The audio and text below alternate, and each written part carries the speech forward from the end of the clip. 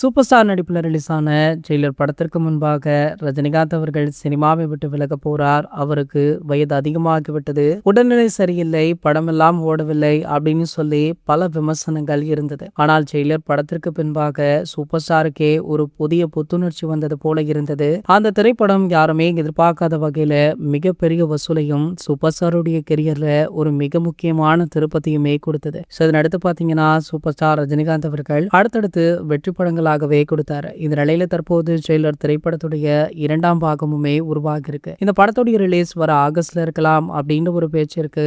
ஆனால் படக்குழுவே இன்னமும் ரிலீஸ் தேதியை உறுதி பண்ணல. ஆகையால தற்போது ரிலீஸ் தேதிக்கான ஆலோசனைகள் ஒரு பக்கம் தீவிரமா போயிட்டு இருக்கா.